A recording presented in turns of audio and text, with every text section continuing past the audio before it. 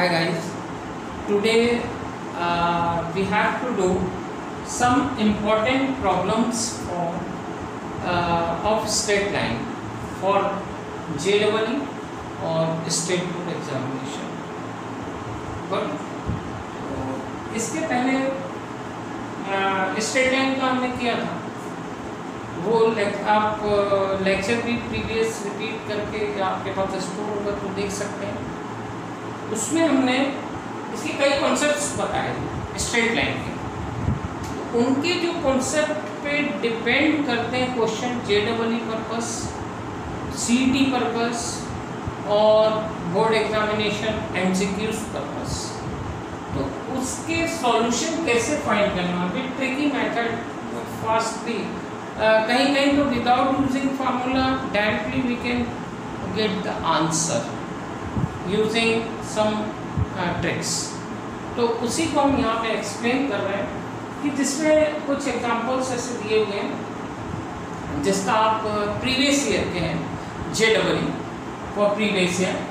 First problem, a triangle ABC lying in the first quadrant has two vertices as A12 and B31 if angle BAC equal to 90 and area of triangle ABC is 5√5 square units, then the abscissa of the vertex C is abscissa मतलब आपको x coordinate find करना है, ठीक है, याद रखिए। तो ये पूछा है C का x कोऑर्डिनेट कौन सा होगा, which one is the correct answer। तो फर्स्ट ऑफ ऑल मैंने आपको जब भी बताया है क्वेश्चन सॉल्व करने के लिए, before solve the any problem you have to read one and two times given problem and firstly put the given concept of problem.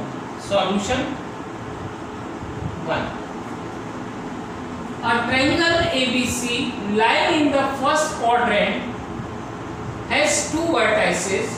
पहली बात तो फर्स्ट क्वाड्रेंट बोला है, दैट मीन्स आपका ये फर्स्ट क्वाड्रेंट होगा। फर्स्ट क्वाड्रेंट ये आपका बनेगा, ठीक है, x एंड y।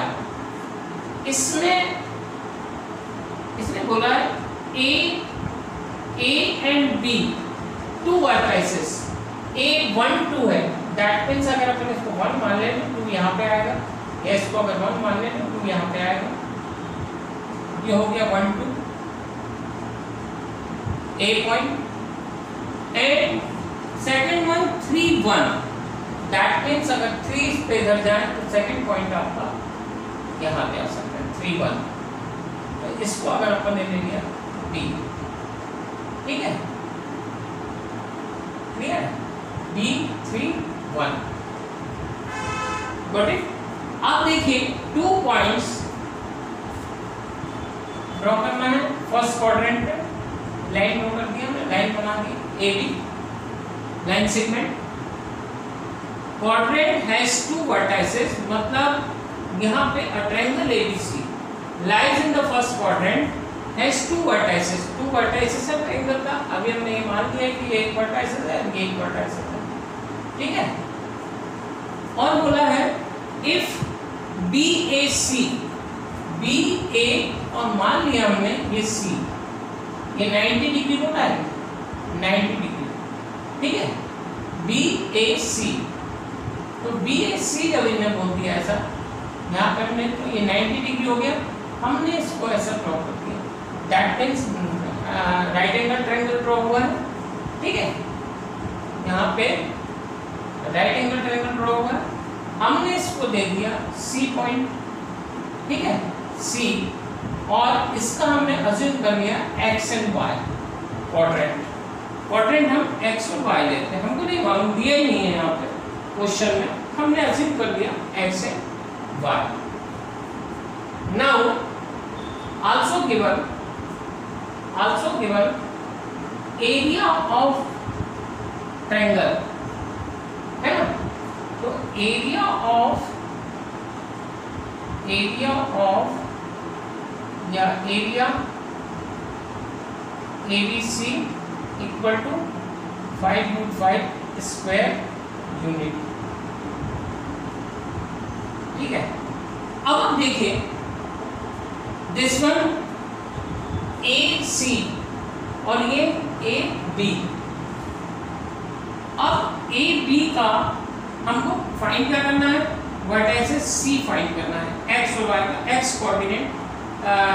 कोऑर्डिनेट हमको फाइंड करना है। We have to find x coordinate. अब we know that area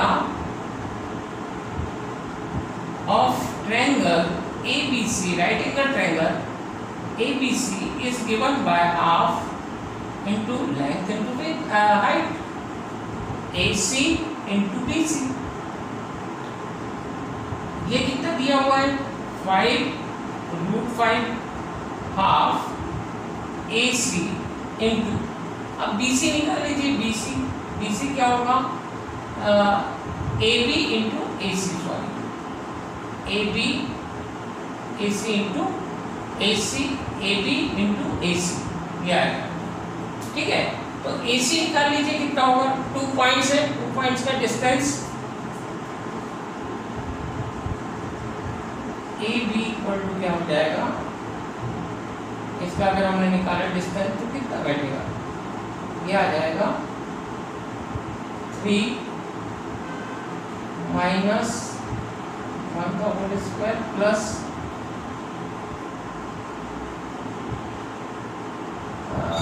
2 minus 1 का होल स्क्वायर, दैट मीन्स 2 का स्क्वायर प्लस ये कितना आ गया 1 का स्क्वायर है ना, रूट है, दैट मीन्स 5 तो AB कितना आ गया अपना, AB इक्वल टू √5। तो यहाँ पे AB है ना, AC इंटू AB, तो यहाँ पे क्या आ गया √5, क्या आ गया आंसर। अब √5 है, √5 में ये कैंसिल होगा यहाँ से, ये √5 इस √5 से कैंसिल होगा और इसको मल्टीप्लाई करके इधर देंगे, that means AC equal to 5 × 10। अब हमारे पास ये AC की वैल्यू कितनी आ गई 10। ठीक है, अब अगर हम देखें बाय डिफॉल्ट तो AC का अगर हम डिस्टेंस फार्मूला यहाँ लगाएं तो AC क्या होगा, देयरफॉर AC x माइनस 1 का whole square plus y minus 2 का होल स्क्वायर इक्वल टू 10 का स्क्वायर। AC इक्वल टू ये होगा। ठीक है, तो हमने मान लिया यहाँ पे ये AC स्क्वायर इक्वल टू ये आएगा, दोनों की डिस्टेंस है ना, डिस्टेंस है x माइनस 1 का होल स्क्वायर, डिस्टेंस फार्मूला लगाया हमने बाय डिस्टेंस फार्मूला है ना। तो यहाँ पर ये डिस्टेंस फार्मूला हमने पुट किया है, वहाँ पे आपने वैल्यू देखिए, इसको हमने अभी इक्वेशन 1 दे देना है। ठीक है, इसको हम इक्वेशन 1 दे देते हैं यहाँ पर, इक्वेशन 1। ठीक है, अब यहाँ पे आप देखिए वापस से स्लोप ऑफ AB क्या होगा, स्लोप ऑफ AB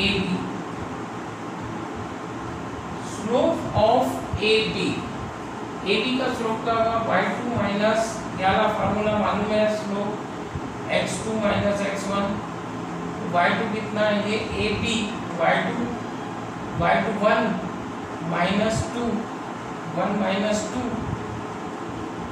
ठीक है, और इसका कितना आ जाएगा x2 3 माइनस 1, तो यहाँ पे कितना आ जाएगा -1/2। अब इसका आपने देखे फॉर्मूला ये -1/2 आ रहा है, मतलब क्या है स्लोप। तो हमको ये मालूम है स्लोप ऑफ ए बी, मतलब अगर हमने इसको m से रिप्रेजेंट किया m a b, ठीक है, तो स्लोप m a c क्या होगा, therefore m a c perpendicular है, जस्ट इसका परपेंडिकुलर है, तो परपेंडिकुलर का फॉर्मूला आपको मालूम है कि दोनों के अगर स्लोप को मल्टीप्लाई करेंगे हम, तो इसको -1 से मल्टीप्लाई किया तो कितना आना चाहिए, -1 आना चाहिए ना दोनों का, तो ये कितना होगा AC 2 होगा। इन दोनों को मल्टीप्लाई कर तो -1 आएगा, एक वैल्यू भी आई और एक वैल्यू भी आई, ठीक है। तो यहाँ पे दोनों का स्लोप अगर हम मल्टीप्लाई ये करते हैं तो कितना आ रहा है -1, ठीक है। तो यहाँ पे अब हमको ये स्लोप मिल गया, स्लोप दैट मीन्स ये आ गया, दोनों का स्लोप आ गया। अब आपको क्या करना है, स्लोप अपने मैंने निकाल लिए, इसका ये आएगा, तो स्लोप ऑफ, अच्छा यहाँ पे आप ऐसा करिए, अपन ने यहाँ -1/2 निकाले या निकाल दिए, तो -1/2 को -1/2 है। तो slope of A B, slope M A B हमने निकाले हैं हाफ। तो देख लीजिए फॉर्मूला हम करते हैं, तो एम ए सी कितना होगा, slope of A C, slope of A C होगा y माइनस, सेम ऐसी वे में निकाल रहे हैं, y2 है ना, तो y2 minus y1 x2 minus x1, इसी से देखें तो y माइनस y1 कितना है 2 है, और x2 कितना है x माइनस 1, ये आ गया। तो हमारे पास ये एम ए सी आ गया। अब we know that M A B dot M A C equal to -1 होता है। यहाँ पे आप पुट कर लीजिए एम ए बी की वैल्यू, एम ए बी की वैल्यू माइनस ये आ गई, एम ए सी की वैल्यू कितनी हो गई y minus 2 divide by x minus 1 equal to -1। आप ये कर लीजिए, ये माइनस को कैंसिल कर देगा, ठीक है। और अगर हम इसको मल्टीप्लाई कर दें तो y minus 2 equal to 2 into x minus 1, ये आ गया।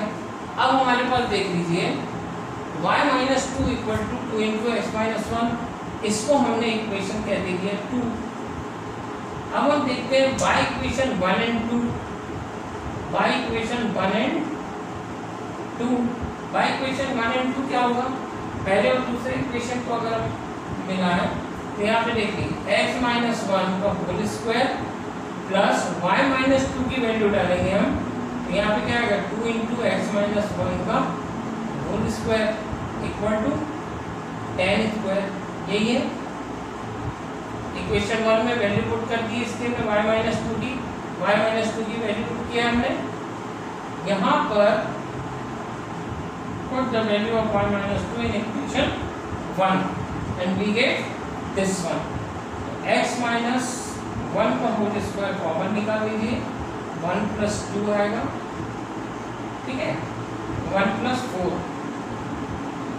तो किसका भी स्क्वायर होगा 1 प्लस 4 एंड 100, तो ये 4 हो जाएगा ना, स्क्वायर हो गया। तो यहाँ पर 5 आया, तो x माइनस 1 का होल स्क्वायर, और ये 5 होगा, ये 5 तो 100 डिवाइड बाय 5 दैट मीन्स 20। अब 20 को क्या लिख सकते हैं हम, 4 इंटू 5, 4 इंटू 5 लिखे तो x minus 1 square equal to 4 into 5, तो स्क्वायर को हटा दें हम, यहाँ पे 2 इंटू रूट 5 हो जाएगा, x minus 1 that means x equal to क्या होगा 2 रूट 5 प्लस 1। तो ये आपका एक्सिस आ गया, ठीक है। तो जो आंसर आपको लाना था वो कौन सा था, ये आंसर सही आएगा, C is the correct answer, 2 root 5 plus 1। आप एक बार समझ लीजिए, काफ़ी इम्पोर्टेंट प्रॉब्लम है। कैसे करना है, पहले तो हमको जो दिया था, हमने जो इसका एरिया था वो दिया है, और पहले ये बोला है कि तो एक ट्रायंगल है जो फर्स्ट क्वाड्रेंट में, जिसके वर्टिसेस 2 पॉइंट वर्टिसेस 1 A और B 1 2 and B is 3 1 is given, and angle BAC equal to 90, that means right angle triangle is there, है ना, and having area of triangle, right angle triangle is 5 square units, then the axis of the vertices, मतलब ये दिया हुआ है, और हमने फिर इसका एरिया निकाला। एरिया का फार्मूला हमने पुट कर दिया राइट एंगल ट्रायंगल में, AC की वैल्यू आ गई, AC की वैल्यू आई तो AC का डिस्टेंस हमने फार्मूला पुट किया AC में, तो डिस्टेंस फार्मूला से ये इक्वेशन आया। फिर slope of AB and slope of AC find किया हमने, slope of AB and slope of AC आया, और फिर दोनों का हमने देखा परपेंडिकुलर है, तो इन दोनों के स्लोप का माइनस होगा, मल्टीप्लिकेशन, माइनस के बाद दोनों की वैल्यू रखा हमने, तो हमको y - 2 = 2 × x - 1, तो वापस से y - 2 की जगह 2 × x - 1 हम इस इक्वेशन से यहाँ पुट करेंगे, then we get this equation and simplify, after simplification we get x = 1 + 2√5 और 2√5 + 1। तो this is the proper method to solve this kinds of problem, तो इसको अच्छे से कर लीजिएगा, काफ़ी बेनिफिशियल रहेगा वो आपके लिए। अब देखते हैं अपन सेकंड प्रॉब्लम, है ना, हल्का सा ये आपका रिव्यू हो रहा होगा स्ट्रेट लाइन कि किस टाइप से प्रॉब्लम लेना, ठीक है। तो इसमें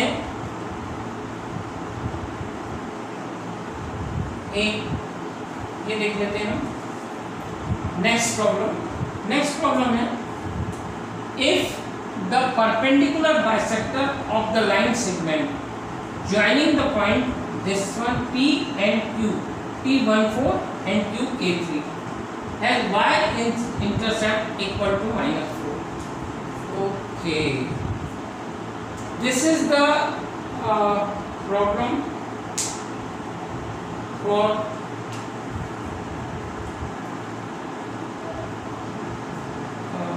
straight line. First we have to put perpendicular bisector of the line segment. मान लिया this is the line segment, this one is the line segment, having coordinate 1 4 and K3, ध्यान रखिएगा तो कोऑर्डिनेट्स रखा है 1 4 and K3, and perpendicular bisector of the line segment, एक perpendicular bisector है, मान लिया हमने perpendicular bisector है, this one is the perpendicular bisector L, this one is the perpendicular bisector L, which meets on PQ at point R, perpendicular है तो 90 degree का होगा इसका।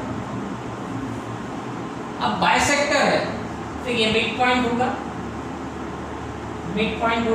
P एंड Q का, P एंड Q का mid point होगा, ठीक है। तो by the mid point formula R के कोऑर्डिनेट क्या होंगे 1 + K divide by 2 and 4 + 3 divide by 2, this is the coordinate of R। तो ये अपने को यहाँ पे है कि इफ द परपेंडिकुलर बाइसेक्टर है ना, perpendicular bisector of the line segment PQ, of the line segment PQ has y intercept equal to -4, y intercept, that means line L या bisector L having 0 minus 4 coordinates, having 0 minus 4 coordinate point, having point which are represent as a coordinate 0 minus 4 या -4 पे y axis पे ये intercept कर रहा है, -4 पे intercept कर रहा है, मतलब y एक्सिस पे कहीं ना कहीं -4 है, और जब y एक्सिस है तो x कोऑर्डिनेट 0 होगा. That means some points are there, one points are there which are having coordinate 0 -4 on the y axis. ठीक है, which point present on bisector, which point present on bisector. तो यहाँ पर इतनी चीज समझ ली आपने. अब हमको फाइंड करना है वैल्यू ऑफ k. तो फर्स्ट ऑफ ऑल हमने जो निकाला, इसके लिए आप और मतलब सिंप्लीफिकेशन में ये समझते होंगे कि बाइसेक्टर जो है, बाइसेक्टर का कोऑर्डिनेट है, बाइसेक्टर में एल आर एक पॉइंट है जिसमें एक पॉइंट दे दिया 0 -4.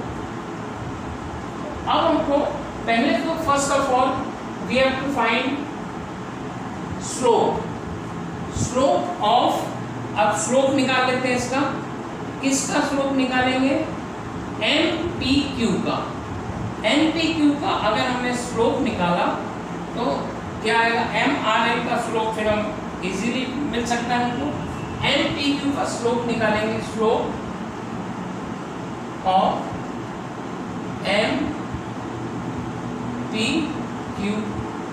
MPQ हमने स्लोप लिख दिया. ठीक है, स्लोप ऑफ PQ. MPQ किससे दिया जाएगा? y2 minus y1 x2 minus x1, that means y2 3 minus 4 और k minus 1. यहाँ पे कितना आ जाएगा? -1 upon k minus 1. ये आ गया. So therefore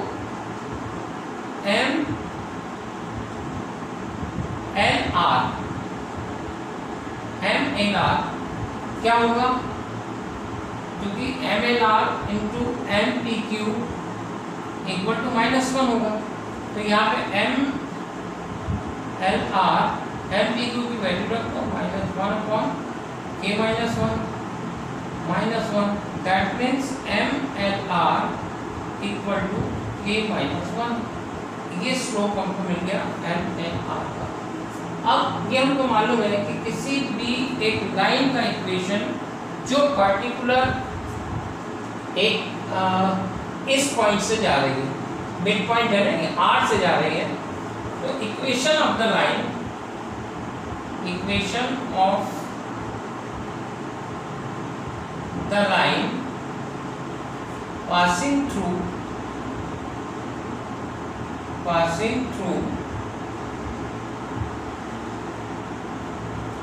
R and slope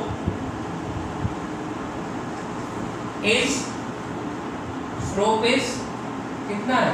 k minus 1 is क्या आ जाएगा? इक्वेशन y minus y1 मतलब क्या आ जाएगा? इसको अपन क्या लिख सकते हैं? 7/2 लिख सकते हैं इक्वल टू, तो 7/2 equal to m k minus 1 और यहाँ पे क्या आ जाएगा? m की वैल्यू k minus 1 है ना यहाँ पे. ठीक है, m की value k minus 1 x minus ये आ जाएगा k plus 1/2. ये आ गया. अब ये जो लाइन है, ये कहाँ से पास हो रही है? ये लाइन पास हो रही है, बताया था इसका y एक्सिस पे रख रहा है, पॉइंट इंटरसेप्ट कर रहा है. दैट मीन पॉइंट रखेगा ये एक पॉइंट अपना है मान लो P, तो P पॉइंट के कोऑर्डिनेट है, तो P इसको सेटिस्फाई करेगा. That means 0 - 4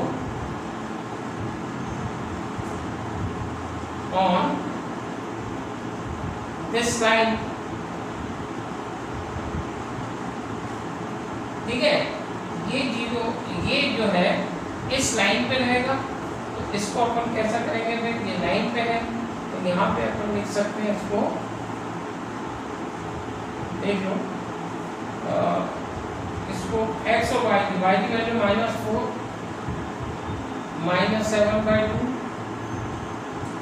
equal to k - 1 और x की वैल्यू तो 0 है तो -k + 1/2, ठीक है। अब यहाँ पे अपन ये देख लें, ये जैसे -8 -15/2 इक्वल टू k - 1, ठीक है, k - 1, और यहाँ पर आप देख लीजिए माइनस साइन है, ये माइनस, यहाँ माइनस साइन सामने ले लेते हैं, ये माइनस आएगा, k - 1 k + 1 /2। अब देखिए यहाँ पर जो कैंसिल होंगे, माइनस साइन से कैंसिल होगा, 2 से 2 कैंसिल होगा, तो कितना आएगा यहाँ पर,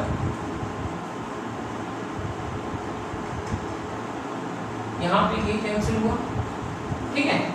तो यहाँ पे अब हम देखेंगे 2 से 2 कैंसिल हो गया, ये बचा है, तो k² a - b a + b -1 का स्क्वायर 15, अब 1 को इधर ला दिया अपन ने, तो कितना आएगा, 15 + 1 = k², तो k² = कितना आ गया, 16, इसलिए k = ±4। तो यहाँ पे जो आपका आंसर आएगा वो क्या रहेगा, k ±4।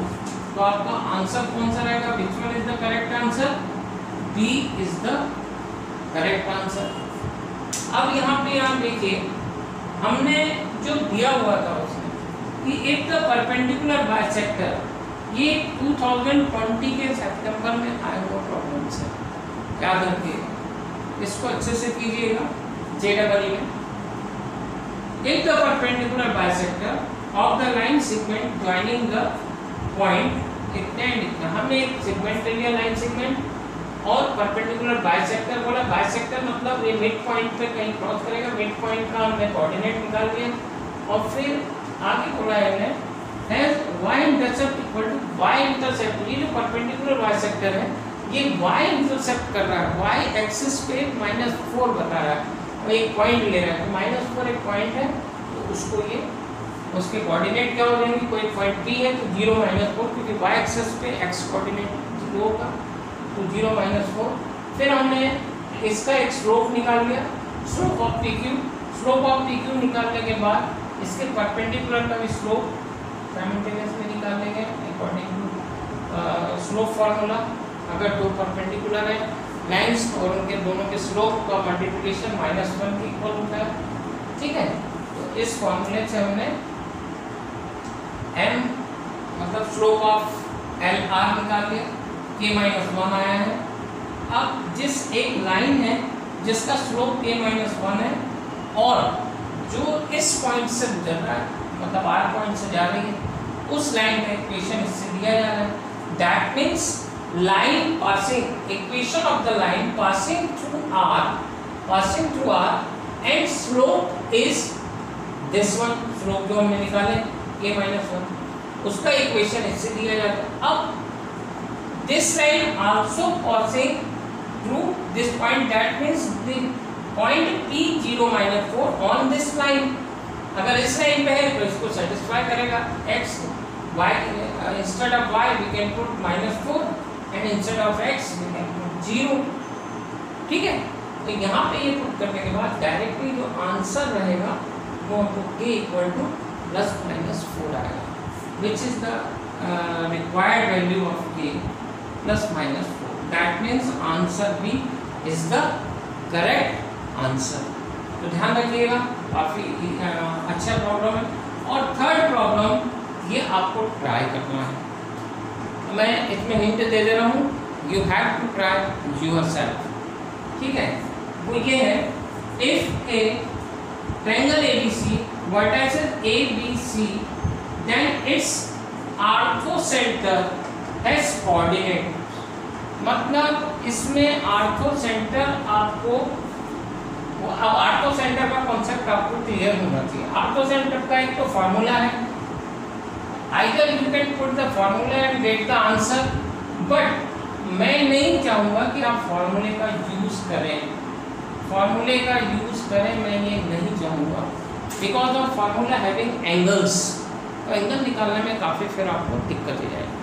तो याद रखिएगा, मैं आपको ये बता दे रहा हूँ कि आर्थो सेंटर, ये आर्थो सेंटर जो बोल रहा है, इस कॉन्सेप्ट को आप समझ लीजिए, हैज कोऑर्डिनेट। पहले आर्थो सेंटर होता क्या है, मान लिया ये एक एंगल है जो दिया है ए, मैं हिंट दे रहा हूँ, बाकी फिर आपको बनाना है।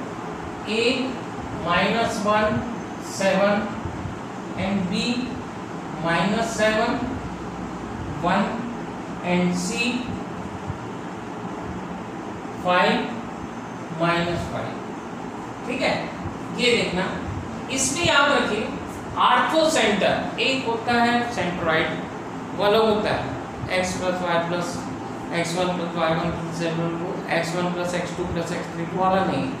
यहाँ पे आप देखिए एल्टीट्यूड आपने देखा होगा, एल्टीट्यूड, ये एल्टीट्यूड का क्रॉस, जहाँ पे ये एल्टीट्यूड एक दूसरे को बाइसेक्ट कर रहे हैं या फिर एक दूसरे को कहीं ना कहीं इंटरसेक्ट कर रहे हैं, तो जब इंटरसेक्ट कर रहे हैं एक दूसरे को, तो उस पॉइंट को अपन क्या बोलेंगे, आर्थो सेंटर। तो ये आर्थो सेंटर का कॉन्सेप्ट आपको यूज करना है, और आर्थो सेंटर मान लिया यहाँ पे डी है, ये ई ले लिया, ठीक है। तो आपको पहले इस पॉइंट को मान लिया ये ओ है, आर्थो सेंटर को ओ से रिप्रेजेंट किया है। तो आपको पहले फर्स्ट ऑफ ऑल एक लाइन का डिस्टेंस फार्मूले से मैं हिंट दे रहा हूँ, डिस्टेंस फार्मूले से इसका डिस्टेंस निकालना है, इसका डिस्टेंस निकालना है, ठीक है। फिर इनका स्लोप फाइंड करना है, स्लोप फाइंड होने के बाद फिर आपको पर्टिकुलर इस लाइन का स्लोप निकालेंगे, after getting slope this one, है ना, इसका स्लोप फाइंड करेंगे, और फिर स्लोप फाइंड करने के बाद एक मान लिया इसका आर्थो सेंटर एक्स वाई है, मान लिया यहाँ पे इसका ये x, y है, तो फिर आपको इस पॉइंट से जाने वाले और इस जिसका आपने स्लोप निकाला है, तो मैंने अभी इसके पहले ही बताया था, एक पॉइंट मालूम है आपको और स्लोप मालूम है, तो उसका इक्वेशन निकाल लेंगे। फिर सेकंड b का भी एक वैसे सेम इक्वेशन निकाल लेंगे, और दोनों इक्वेशन को देखिएगा इसमें से कौन सा पॉइंट आपको, इसके दोनों में से इसमें से कौन से पॉइंट आपको उस दोनों इक्वेशन को सेटिस्फाई करते हैं। अगर वो दोनों इक्वेशन किसी पॉइंट से सेटिस्फाई हो रहे हैं, तो वो आंसर एक्यूरेट आंसर होता है, करेक्ट आंसर। फिर से समझ लो, इसका आपको क्या निकालना है, स्लोप निकालना है। इस स्लोप की हेल्प से इसका स्लोप निकल जाएगा, बिकॉज ऑफ ये इससे हो रहा परपेंडिकुलर, है ना। अगर इसका स्लोप निकालिए तो इसका स्लोप मालूम है आपको, और इस पॉइंट से जा रही है, तो इस पॉइंट से जाने वाले जिसका स्लोप मालूम है, तो उसका इक्वेशन लिख लीजिए। इक्वेशन मैंने बताया था आपको, x ये y - y1 वाला, है ना, और यहाँ m1 आ जाएगा स्लोप इसका, अगर स्लोप ले रहे हैं तो, और x - h2, एक तो इसका इक्वेशन आ जाएगा। फिर इसका इक्वेशन निकाल दीजिए, इनके स्लोप की हेल्प से इसका स्लोप निकाल के इस पॉइंट से डाल के, तो फिर वही y - y1 m2 x - x2, और इन दोनों इक्वेशन को देख लीजिए कौन सा पॉइंट सेटिस्फाई कर रहा है। जो पॉइंट सेटिस्फाई करेगा वो इसका आंसर रहेगा। तो ये मैं पूरा सॉल्व नहीं किया है, इसका हिंट दिया हूँ कि सॉल्व आपको करना है, फिर कभी नेक्स्ट लेक्चर में इसका मैं सॉल्यूशन दिया। तो आज के लिए इतना ही करें, ये आपके लिए काफ़ी बेनिफिशियल रहेगा। इसमें डायरेक्ट फॉर्मूला भी लगता है इसका आर्थो सेंटर का, पर आर्थो सेंटर के फॉर्मूले में एंगल्स आते हैं, उसमें आपको काफ़ी प्रॉब्लम आएगा। तो बेटर भी ये रहेगा, इसको आप करके देखिए, और इसके बाद फिर हम नेक्स्ट टॉपिक लेंगे। आज के लिए इतना ही कर लीजिए। और काफ़ी इसकी प्रैक्टिस कीजिएगा। ये आपको बनवाना है, मैंने हिंट दे दिया है, इसका यूज़ कीजिएगा और आप अपने इस प्रॉब्लम को आप सॉल्व कीजिए। इसका आंसर भी मैं आपको बता दे रहा हूँ, इसका आंसर है ए आंसर रहेगा। Answer A is the right answer. अब वो निकालना कैसे है ये आपको आना चाहिए, ठीक है।